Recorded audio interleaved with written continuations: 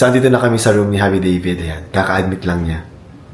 So, eto na nga mga Happy Bees. It's early in the morning and papunta kami ng hospital para dalhin si Happy David.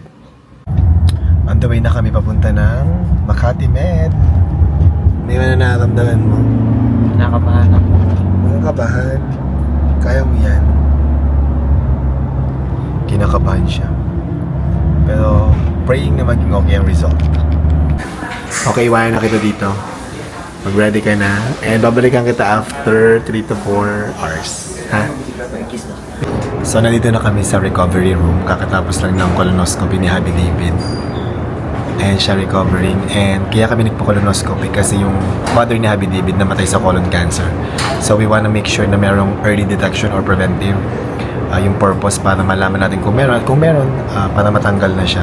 Siyempre, mabuti na yung maagapan natin. Ma'am, anong nararamdaman mo? Okay lang. Nung nasa recovery ako tapos ginising na nila ako, sabi ko sa kanila, kamusta po yung bata? Hoy, hindi ka talaga... Tawanan ng mga nurse. hindi ka talaga nanganak. Kumusta pakiramdam mo? Okay ka naman? I'm happy na tapos. Let's wait for the results. I hope okay ako. Yeah, let's wait. Natatakot kasi ako kasi si Papa, diba, colon cancer. Yes. Wala naman pong polyp po na kinuha. Tissue samples. Wala doon nakitang polyp, may... Walang any early signs of cancer. Walang ganun. Wala naman pong kinuha po si doctor. So yan, hintayin natin si Doc. That's really good news. Thank you, Lord.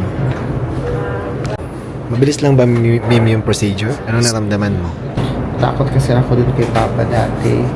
Natakot ako na matulad kay Papa dati kasi si Papa nung nag-colonoscopy siya for his colon cancer. Kasi wala kami pera dun dati. Para mas makamura. Nag-opt kami na walang anesthesia. Wala, masakit yun nun. Sobrang sakit daw, sabi ni Papa. Kawawa naman Pero siya. kanina, dito sa Makati Med, wala akong na-experience na discomfort. Nakatulog ako agad. Mabilis lang pati yung procedure, no? Tapos... Pero I'm so thankful na walang nakitang polyp. And malinis, walang biopsy, malinis yung colon ko. Yes. Thank you, Lord. Thank you, Lord. So, andito na kami sa room ni Happy David. Ayan, kaka-admit lang niya. Bakit ka naka-admit ngayon, Mem? I'm so happy. I'm so happy because matagal ko nang gustong gawin, pero takot na takot akong gawin before because natakot ako kung anong pwedeng makita. Mm-hmm. Kasi nga, 'di ba, maraming cancer sa family, tapos si Papa may colon cancer. So I was expecting the worst na.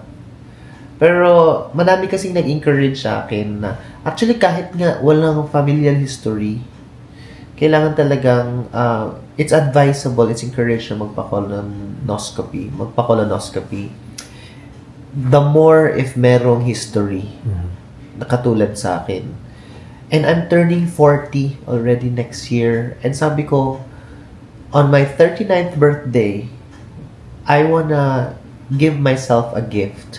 And that is maging kampante sa health ko.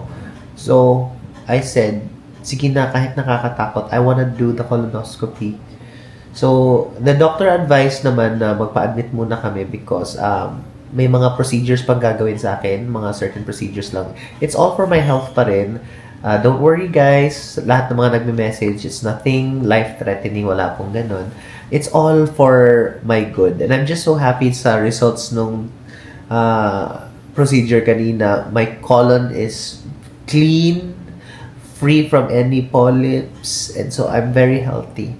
So thank you, Lord. And I think that is the best gift that many people should give themselves, yung good health. Kasi we only have one life. So wag na tayong matakot magpa-check up, wag na tayong matakot na, lalo na pag may mga nararamdaman, mas maganda pa rin talaga yung maagapan habang maaga pa.